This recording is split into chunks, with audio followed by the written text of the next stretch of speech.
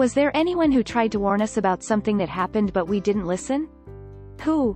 Roger Boisterly, engineer involved with the Space Shuttle program, who warned his superiors for months prior to the Challenger disaster that launching in cold weather could cause the O-rings to fail. Care to guess what caused the Challenger disaster?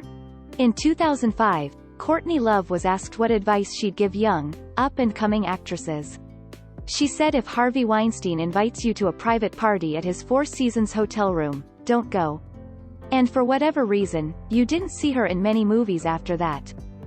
French General Ferdinand Foch reportedly called the Treaty of Versailles a 20-year armistice, i.e. not conducive to lasting peace.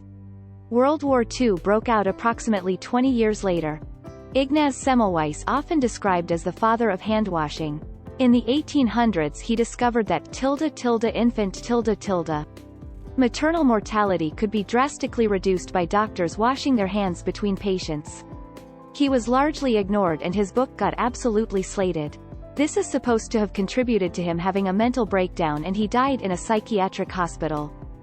Rick Rescorla, director of corporate security for Morgan Stanley Dean Witter, published a report in 1990 detailing the vulnerability of the World Trade Center parking garage. He and a colleague found they were able to freely walk into the garage, which contained many structural support columns, unchallenged by any security. Additionally, no ID checks or screening was done on any of the entering delivery vehicles. 3 years later, a truck bomb was driven into the garage and detonated in an attempt to damage the building's structure. Later, he and his same college would correctly predict the next attack on the building would come from the air. The evacuation plan and drills he put in place are credited with saving over 2,600 lives on September 11th. Edited for a bit of clarity. Some are saying, but if he evacuated people, doesn't that mean we listened? Rick worked for one company in the building, not the Port Authority, who managed the building's overall safety plan. After the first plane crashed, the announcements from the Port Authority told everyone to shelter in place, and not evacuate. He had developed his own evacuation plan for his employees and put it in place before any official word to evacuate the building was given. President George Washington, in his address when leaving office, he warned against the danger of a two-party system in future politics. He felt that several parties on equal footing would be better, especially in presidential elections. The more legitimate choices, the better. Pearl Jam warned us about Ticketmaster years ago. Nobody listened, now we're stuck with them, and only them. Turkish Airlines Flight 981 would never have happened if McDonnell Douglas and Convair had heeded Dan Applegate's warning about the cargo doors coming open during flight. He wrote a memo after the non-fatal American Airlines Flight 96 advising that the doors had design flaws which would cause them to show as properly latched even when they weren't.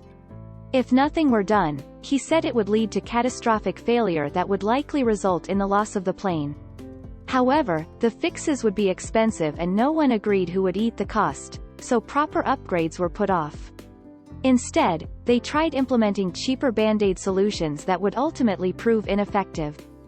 I have a foreboding of an America in my children's or grandchildren's time when the United States is a service and information economy, when nearly all the manufacturing industries have slipped away to other countries, when awesome technological powers are in the hands of a very few, and no one representing the public interest can even grasp the issues, when the people have lost the ability to set their own agendas or knowledgeably question those in authority, when, clutching our crystals and nervously consulting our horoscopes, our critical faculties in decline, unable to distinguish between what feels good and what's true, we slide, almost without noticing, back into superstition and darkness.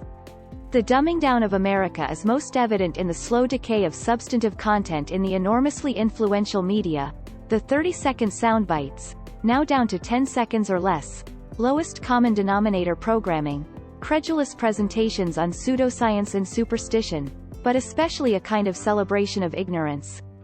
Carl Sagan. Al Gore got an entire apology episode from the creators of South Park after they mocked him for trying to warn people about climate change. Edit. Here's a clip from the episode.